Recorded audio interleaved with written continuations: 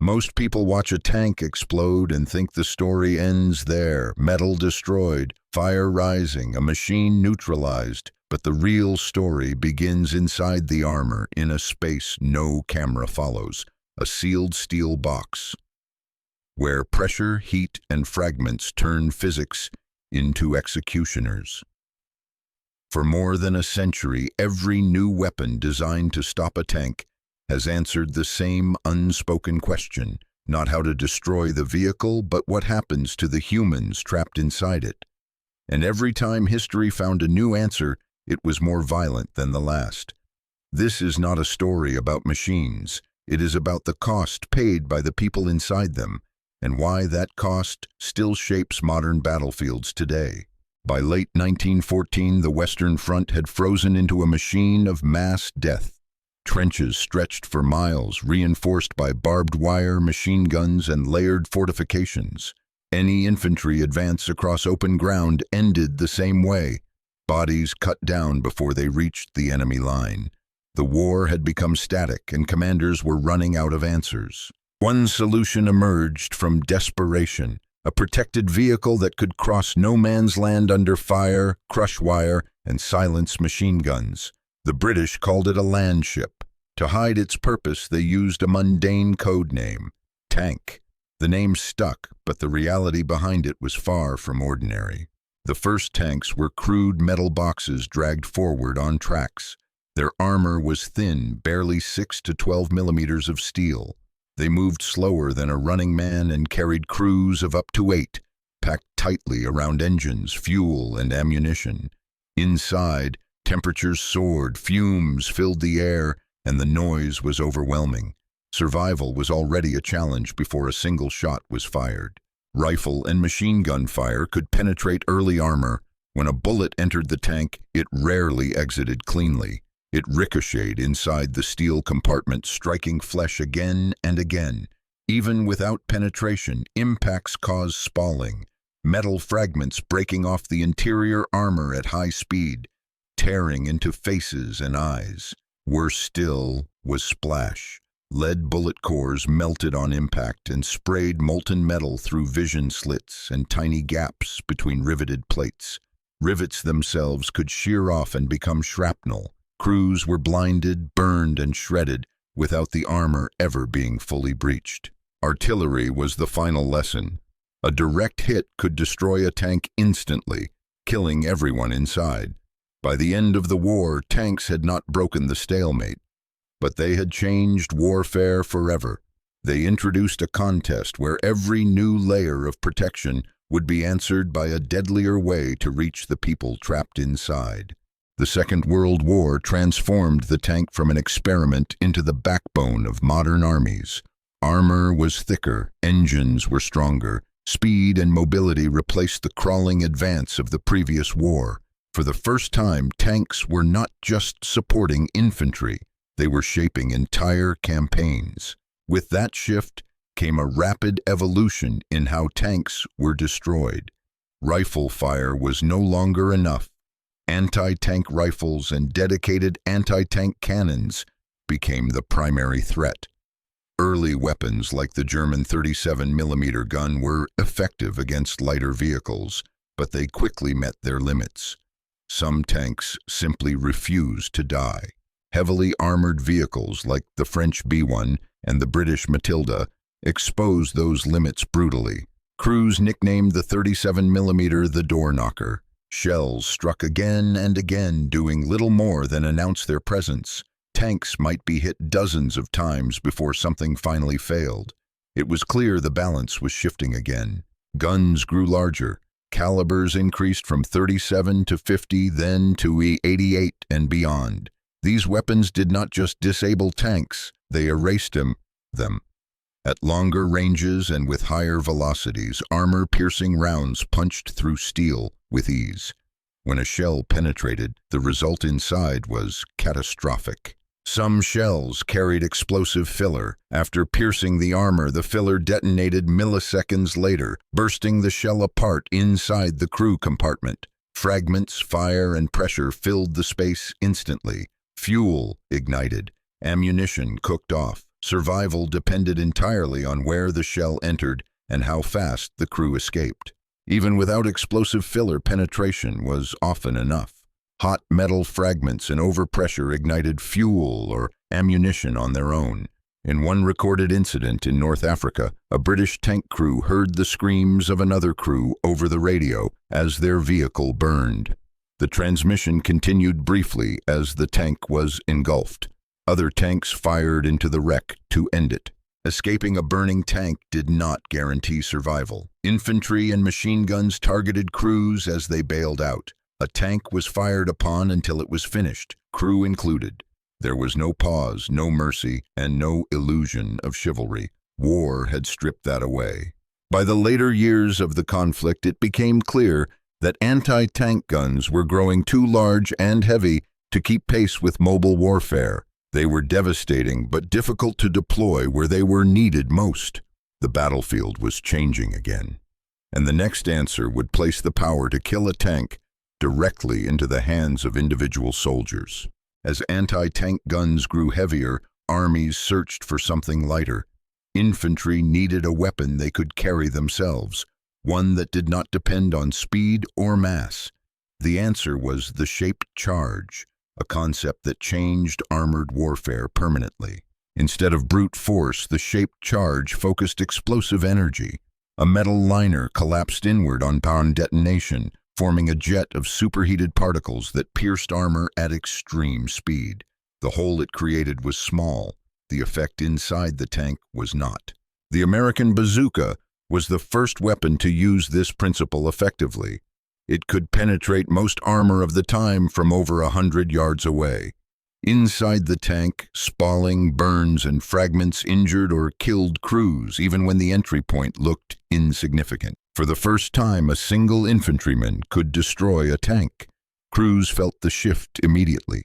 The battlefield was no longer divided between armored and unarmored spaces. Danger could come from any soldier with a launcher. Other weapons followed. Simpler, cheaper systems appeared in huge numbers. Their range was short and accuracy poor, but their shaped charges could penetrate any tank then in service.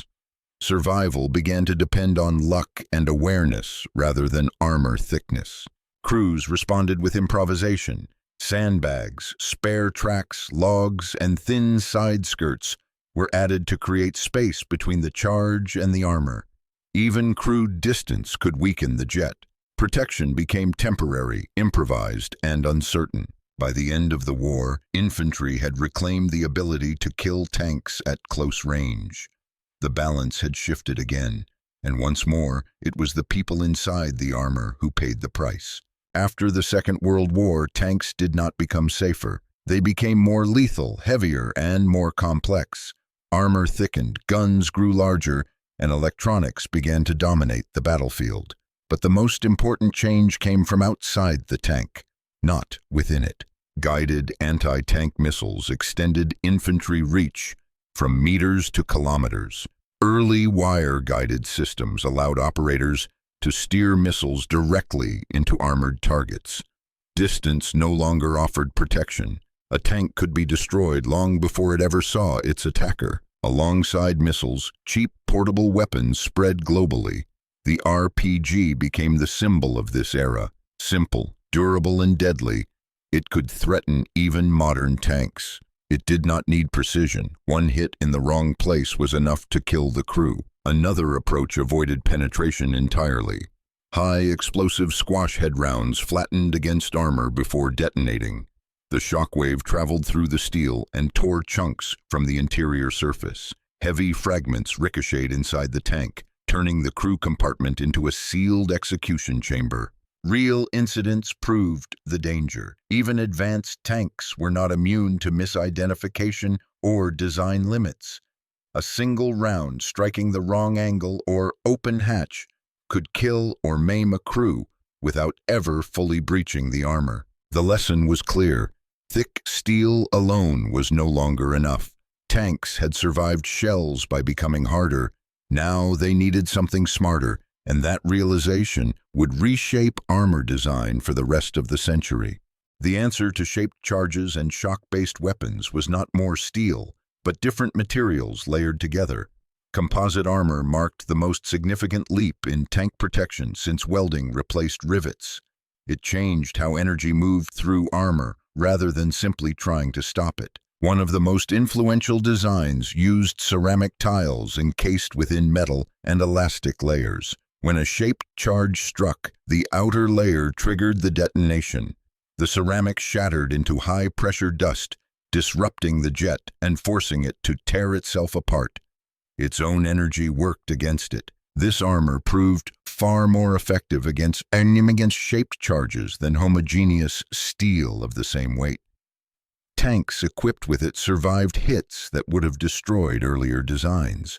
Crews remained alive inside vehicles that had clearly been targeted and surrounded. Explosive reactive armor took a different path. Bricks filled with explosives detonated outward when struck, throwing metal plates across the shaped charge jet. The jet was deformed and defocused before reaching the main armor, but each brick worked only once.